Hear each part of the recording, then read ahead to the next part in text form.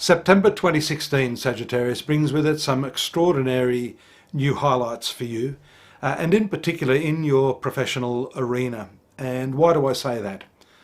Well, firstly, I'm Dadhichi from astrology.com.au. For those of you that are new, welcome. Sagittarius, I'm just talking about the new moon eclipse that takes place on the 1st of September itself. A bit of an omen there, opening up the way for you in terms of your professional success. The new moons are always powerful, and when they are eclipses, which this one will be, even greater energy is going to be released in this part of your life. The moon, the sun, Jupiter and a retrograde Mercury all moving through this very, very important, in fact, in some schools of astrology, the most important sector of the horoscope. So for you, this is most certainly a significant month. The retrogression of Mercury making contact with your ruling planet on the 3rd. So you can see your work along with that eclipse, and then the powerful conjunction of a retrograde Mercury, which rules your business partnerships, your marriage, your public relations sector, in conjunction means a lot of communication, a lot of activity surrounding your professional life. Having the sun in your 10th house is in itself enough to confer some great opportunities, some new prospects in work, new employment. A few other things have to be there. I'm going to talk about that because I think there are some other elements that are going to help you propel forward. But let me just finish on this. The sun, the sun has what we call digbala, or directional strength, in the 10th house, which is the south. So we see that those of you, especially later in the month when the sun, having that directional strength, conferring upon you opportunities in your work, this can be in the form of elevation of status, promotion in the particular work that you're in, and then a huge expansive opportunity when the sun conjoins with Jupiter, your ruling planet, on the 26th, from what I can see here. Now, it's a double-edged sword there, though, Sag. Let me tell you why. Often when you have a new opportunity, it comes with additional responsibilities.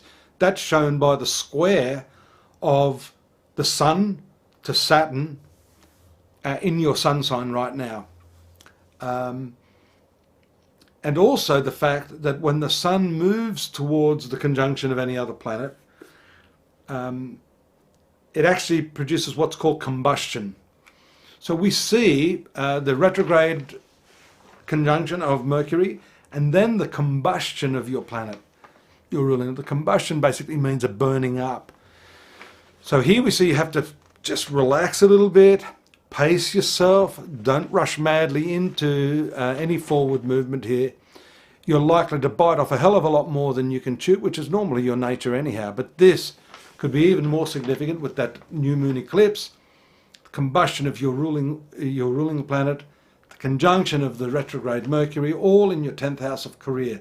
A lot happening. So you need to really compartmentalize what you've planned this month, your communications, the actual scheduling and planning, the travel that is involved in your work, which might account for some problems by the square aspect of the sun to Saturn, and that we can see takes place on the 2nd. So it's more or less in the very first few days of the month that that eclipse and the square can overload you with responsibilities. Make sure you get through those responsibilities before you bite off that other larger chunk that I've talked about, which is the combustion on the 26th.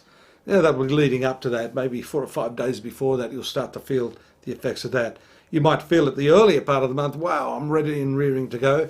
And I said I would talk about another element there, the aspect or the passing conjunction of Mars to Saturn, which has been a large part of your problem, which has been holding you back, making you feel perhaps a little bit inferior, giving you the thought that you want to do something. That's the square of Mars and Neptune that you had, the desire to move forward, the the vision to do something, but the inability as a result of the conjunction with Saturn. So now that that has passed, you're feeling more revitalized, more confident, but perhaps a little overconfident.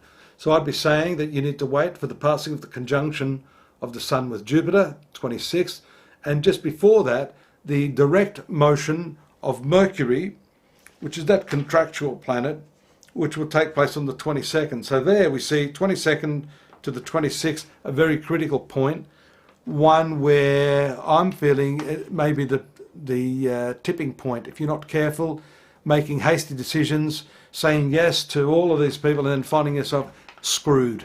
So I hope that gives you a bit of insight into how to handle that.